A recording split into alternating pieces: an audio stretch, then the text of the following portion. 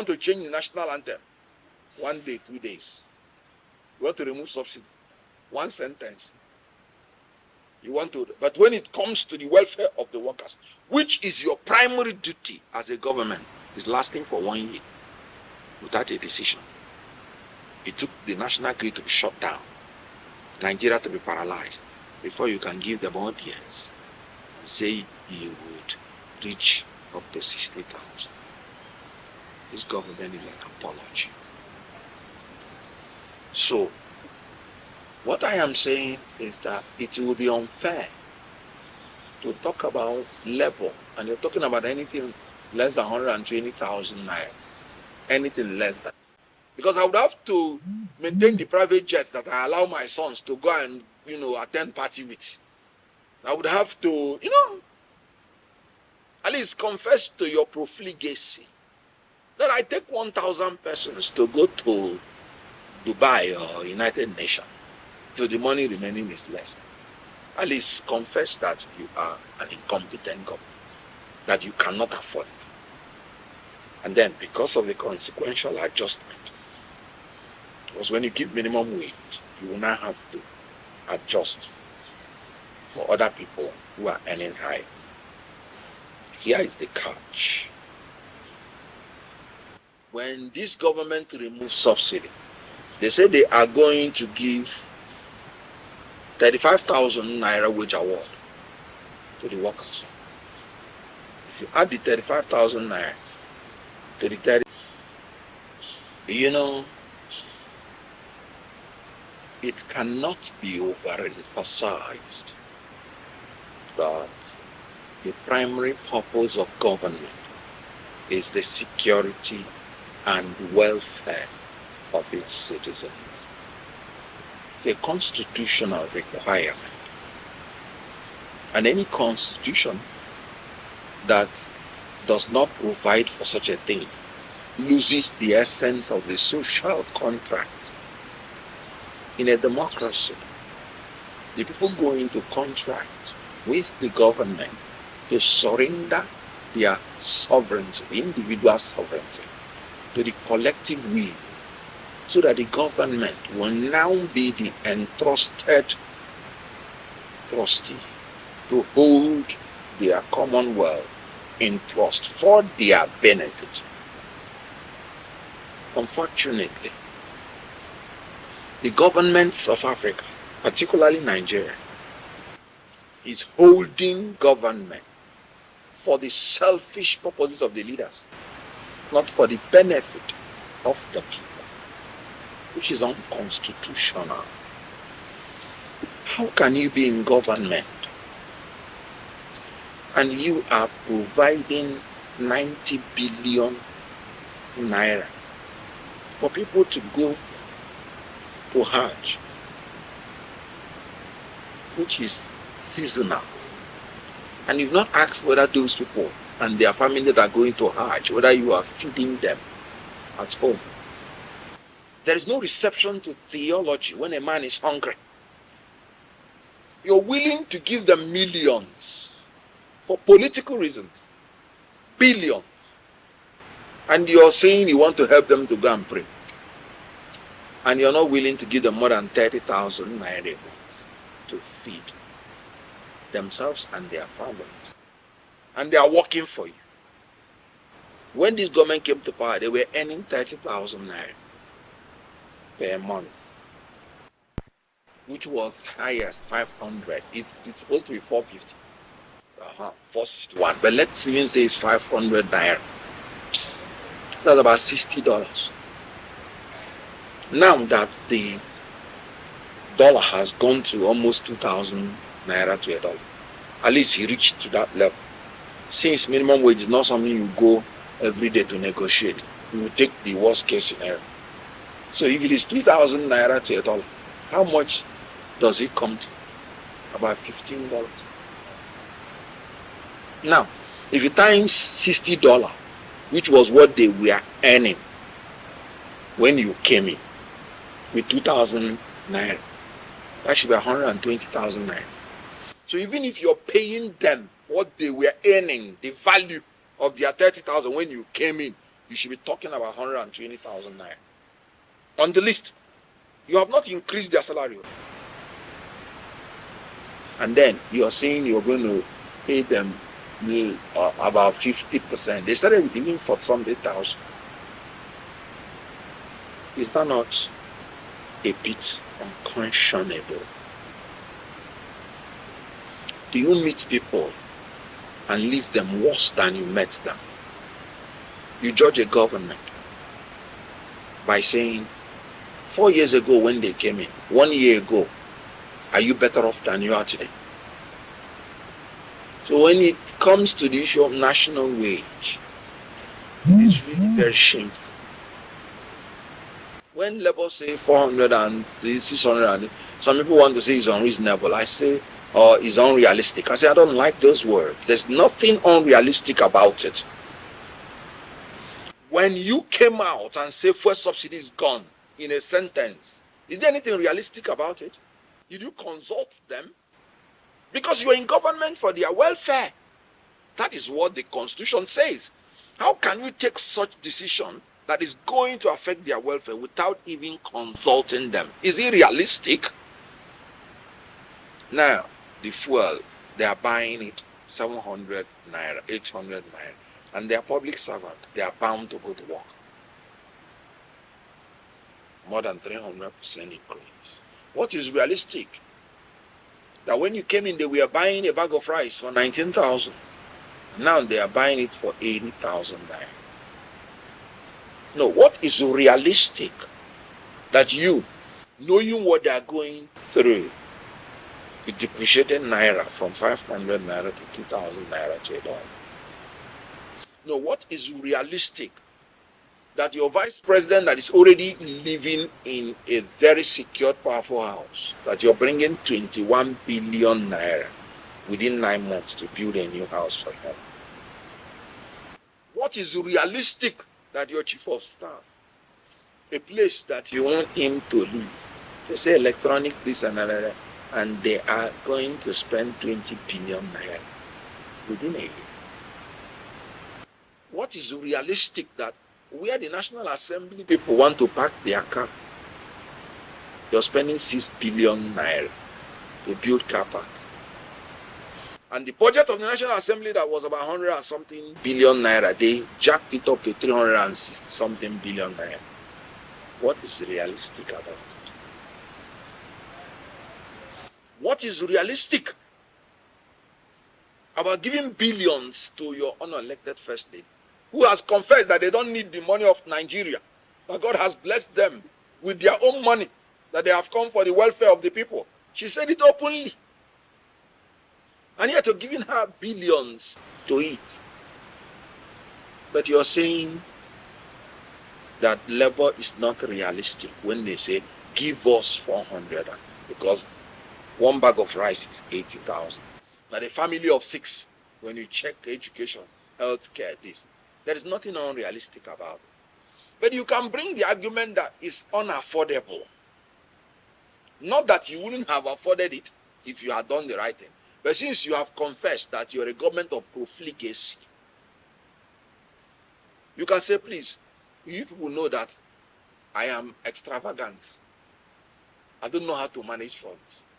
Please, I'm sorry. What you're saying is realistic, but I can't afford it. Because I would have to maintain the private jets that I allow my sons to go and, attend party with. I would have to, at least confess to your profligacy. That I take 1,000 persons to go to Dubai or United Nations, so the money remaining is less. At least confess that you are an incompetent government, that you cannot afford it. And then, because of the consequential adjustment, because when you give minimum wage, you will now have to adjust for other people who are earning high. Here is the catch. When this government removes subsidy, they say they are going to give 35,000 naira wage award to the workers. If you add the 35,000 naira to the 30,000 naira, how much does it come? 65,000. What conscience do they have to come to the table and negotiate or start the negotiation with an amount less than that? Now they are coming under the pretense that the organized private sector is there, the state government is a tripartite arrangement. Let me ask this government, when you removed subsidy, depreciated the naira, and you're making this budget for this 15.6 trillion naira for one project, did you consult the state government? Did you consult the organized sector? It is only in the welfare of workers that decision lasts for 1 year. If you want to change the national anthem, 1 day, 2 days. You want to remove subsidy, 1 sentence. You want to, but when it comes to the welfare of the workers, which is your primary duty as a government, is lasting for 1 year without a decision. It took the national grid to be shut down, Nigeria to be paralyzed, before you can give them audience and say you would reach up to 60,000. This government is an apology. So, what I am saying is that it will be unfair to talk about labor, and you're talking about anything less than 120,000 naira, anything less than. For the federal government too, that is the source of all this headache. I agree, the private sector may not be able to pay up to 100,000. Your security man, I doubt whether the private sector, who is also a victim, because the private sectors are victims of this government in their policies. I doubt whether they will be able to pay more than 65 as minimum wage. If you ask me, I would say the private sector should be allowed to pay 65. They are going to struggle to do it, but just for the sake of humanity. The local government should be allowed to pay at least up to 70,000. My reason is that most people working in their locality are living around their locality. It's not like federal government where you will leave your locality, your state, and come to Abuja, where you buy everything that you will eat, including vegetable. Then I will say, you see, when I say up to, they can still come and beg and negotiate. There is a difference between above. For me, federal government should be not less than 120,000. State government should be able to pay up to 100,000. They can still come and say, I beg, depending on their state. Then the general minimum wage should be 65, so that when somebody is working, the person should be able to transport himself to the place that he's working, eat. And I'm talking about basic eating, not orishi. If you want to go and eat and you're being paid 65,000, if you choose the towel today, you won't combine it with the intestine. If you have been a Lagos boy like me, you eat amala. Those well garnished amala women is it the I can't remember where we go to eat that time. All of us we eat. Madam, bitch. Orishi is no longer affordable. You come, you take towel today, or you take intestine, the other one you take kidney. See, this government has just finished the welfare of the people. They should negotiate for all these minimums at the same time. Because what this government is doing is hiding under the private sector, telling you, no, minimum wage is for everyone, it's a tripartite arrangement. No. There's no law that says you can't pay more than the minimum wage. The law is that you can't pay less. Edo State started paying 70,000, and the federal government is trying to tell me they will hide under the Organized to say 62,000. No. You can pay more. So what the labor should do is they should recognize that the capacity of these people that are involved in the collective bargaining, is different. And the people that are causing this problem is the federal government. And they are just extorting the money to feed their profligacy. Not that they are doing anything reasonable. That is the truth. It is very painful. If you have been an activist, as I have been, it's always very painful when you take actions that you don't want to take, but you're compelled to take. You don't know the personal torture that these labor people go through, that they are taking certain action. When you want to shut down the national grid, it may be your own brother that's in a hospital that may die. So don't even think that anybody has any joy in doing that. Don't even think that there is any opposition that is praying for us to come to that level. But when you have a government that it is only when you do such a thing that they listen to you, you see that your hands are tied. I will give you a scenario. A government is telling you by shutting down national grid is treasonable felony. They are saying it shamelessly. You know why I'm saying it? In their government, within 1 year, 22 times, national grid has collapsed.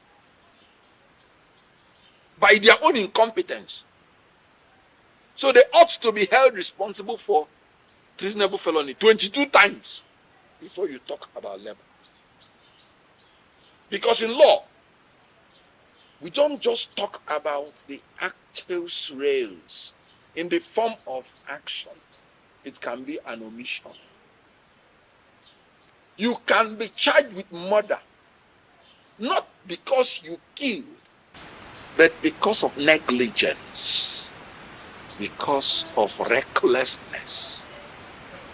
If you are a driver and you're driving your car, and you ought to have serviced your brake and you did not, and you're driving and your brake fell,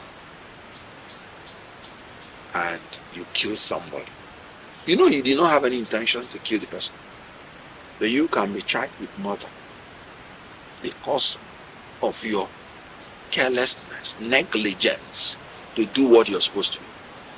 So a government that has, by its own incompetence, inflicted on the people, national grid collapse by almost 22 times within 1 year, is talking about national grid being shut down and it's treasonable felony. Somebody should help me and try this government for treasonable felony for 22 times, please. Because the national grid collapsed achieved the same effect than whatever the labor will achieve. The only difference is that there is no welfare of the people that are being fought for when their own 22 times collapsed. So we gain nothing apart from punishment. So a government that has shame, would they be talking that labor switched off national grid, which would have switched off on its own without labor doing anything? It has switched off on its own for 22 times. About that. So is it not funny? People should have sense of shame. You want to hold labor. And you're saying, this is treasonable felony. Assuming without considering, and I'm not trying to say I support what labor said, but I'm trying to tell you that even themselves, why do you think that within 2 days they called off the strike? It's because of human conscience. It's because they themselves are not enjoying what was happening. But that was the only way. A government that waits until something gets to that level before it can do something, who is more murderous. Because those people that are saying minimum wage, they are dying of hunger. They are dying of lack of health care. They are dying of poverty. Poverty is the greatest killer on earth. I've seen people die at the foot of hospital because they could not even purchase the card. to going to the hospital. That's poverty. So please, we are trying the level for one time for switching off national grid. Let's try this government to that for the national grid collapse. It's the same thing. I stand, somebody can contradict me, honestly. That's why I'm saying that this government should have a sense of shame when they say certain things. You know, democracy is the rule of the people. Do you think that if we are in a democracy, what is happening now will be happening? In a genuine democracy, the government is afraid of the people. In a dictatorship, which is what we are in, the people are afraid of the government. So we don't have democracy. Sorry. Democracy is a system of government that operates on separation of power, checks and balances.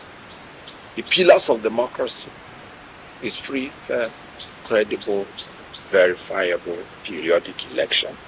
1. Rule of law. 2. Impartial and independent judiciary. 3. Free and independent media. 4. Human rights, respect for fundamental human rights of citizens. 5, etc. These are the major. Which one have we excelled since we came back to democracy? Our elections have become a mockery to the whole world. That people now sit down and INEC will give original result sheets to politicians and they will refill it and give to INEC. And on the election day, the INEC officials will transmit that to the IRF portal as election. Pre-fill the results. They happen in Kogi. They happen in Imo State. Where they are telling you that in one local government, 2 local government, you got all the results you need to win in the whole state. It happened in Kogi. Pre-filled result. Don't take my words first. Take the word of Yaga Africa. Take the words of the observers who observed the election. It was from the amount that I had pre-filled results. It's not my own word. So it's common knowledge. You're getting 500 and something thousand persons voting in Imo State. In a time that they said the turnout was low. And during the main general election, everybody went in to vote. They couldn't get up to 300,000 as everybody voted. Magic. So our election has become a caricature of election. I was part of the campaign. And INEC told you technical glitch, their own word. Not when it happened though, when they had finished announcing the result. And they're trying to justify the bogus result they announced because they didn't have any other reason. And they spoke English that confused people more than convincing people. Technical glitch. Today I don't know what it means. The former commissioner of voter and civic education, he came out 6 months after election and told people that he's not in the technical department, that he doesn't know what it means. Festus Okoye. He came out 6 months after. A learned man that defends people in court, whether it's engineering or something. When he goes to court, he wouldn't tell them he doesn't know anything about engineering. He will say, no, I'm learned. Whether in medicine. He's the one who educates voters. More than 6 months. Came to television.